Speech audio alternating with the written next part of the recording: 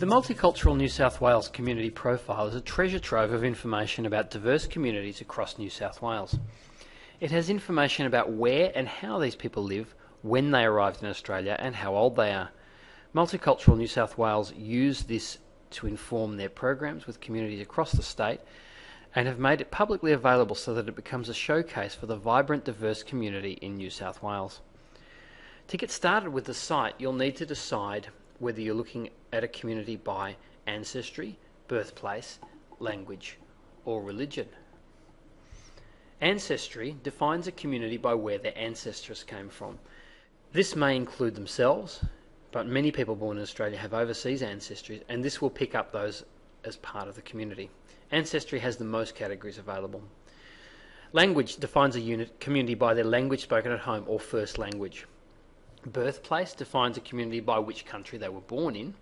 So if you were born in Australia, you would appear in the Australian profile here, even if your parents were born overseas or you identify with an overseas born community.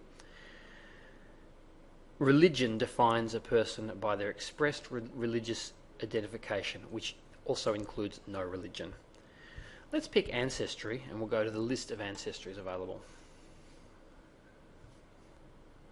The ones in bold are the largest ancestry groups, and Multicultural New South Wales have provided a bit of extra information about the settlement history of these groups. Click on the ancestry group you wish to learn more about. Here we've got a list of the top 10 local government areas by the number of people with Italian ancestry. You can see that Griffith in regional New South Wales tops the list with 26.5% of the population having ancestry in Italy. The map shows the total distribution across Sydney, but it can be zoomed out to see the whole state.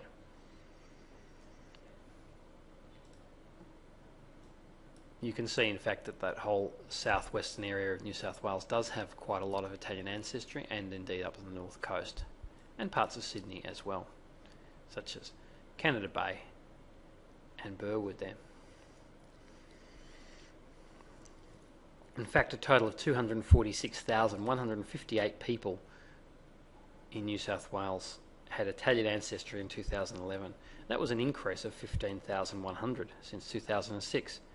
You can change your ancestry group from the drop-down. Let's move over to age and gender. Here you can see that people of Italian ancestry have an age distribution similar to the New South Wales average, but with a few more in their 40s and their 80s. The chart shows increases in 3 distinct generations, with the elderly, baby boomers in their 50s, and the grandchildren. These ones are probably the original migrants. They've got their children and their grandchildren, so you can clearly see 3 generations there.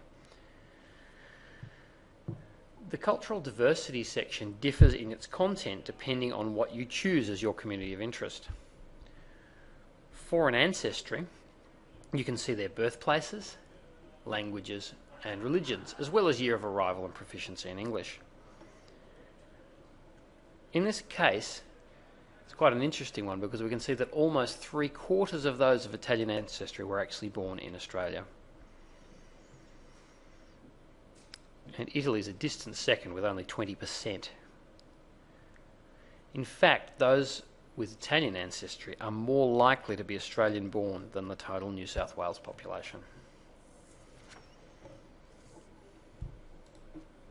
About 2/3 of Italian born population speak English at home, with only 30% speaking Italian. However, the vast majority still identify with the Catholic religion of their homeland, 76% stating Catholic as their religion. On any of these topics, you can switch ancestries easily from the drop-down menu. For instance, if we were to switch from Italian to Greek here, we can see that Greek Orthodox becomes the largest religion group. If we switch over to birthplace, we can see that the Greeks have a similar proportion Australian born, nearly 70%, same as the Italians. But looking at the language, while only 20% of Italian ancestry people spoke Italian at home, 60% of people of Greek ancestry spoke Greek at home. So clearly that language is being maintained through the generations far more than the Italian language is.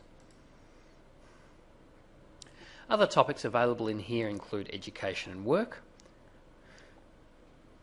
And here we can see that the people of Greek ancestry are much more likely to have no qualifications. If we switch back to Italian ancestry, you can see that they are also more likely to have vocational or trades-based qualifications and less likely to have a degree-based qualification than the total New South Wales population. Always check what benchmark it is you're comparing to, and then below that we have the change over time, showing quite an increase in the tertiary or university-based qualifications. You can also see under employment status that the Italian population here has quite a low unemployment rate of only 4.6%, which you can also see on the chart here. And you can also look at households, which looks at the incomes, household and family arrangements of people in the selected ancestry group. Here we can see that the Italian community is largely dominated by couple families with children to a greater extent than the total population. All these profiles work the same way. We've only been looking at ancestry here, but once you're in a topic, you can switch between any of those ancestries, or if you'd chosen language, birthplace or religion, any of the birthplace, language or religion groups. But if you want to switch from an ancestry community of interest to a birthplace, language or religion, you need to select it from the left-hand menu. As with all ID sites, you can export most of the information from the tables, charts or maps. Just hit the little export option and you can choose to export that to Excel or Word, the charts into an image or Word, and you can indeed even put the whole page into PDF or Word format. You can also generate a full report for any cultural group with the topics of your selection and have it emailed to you. Just pick those topics and put your email address in there. As well as the specific cultural group topics, the Multicultural New South Wales site also has a profile of each local government area and each New South Wales state electoral division, with a focus on multicultural data for each one. For instance, under local government areas, let's pick Griffith City, which we saw before had the largest population of Italian ancestry.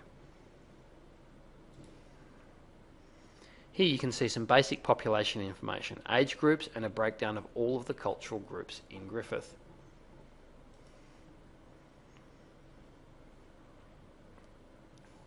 For instance, here we can see, as well as the Italians, that we've got in Griffith quite a number of obviously Australians and English there, Irish, Scottish, large Indian population, and Pacific Islander groups and Indian as well. The chart always shows comparisons to the selected geographic benchmark, and this works more like our regular community profile sites. And a comparison over time down here, where you can see Australian ancestry has in fact declined there while the other ones have increased.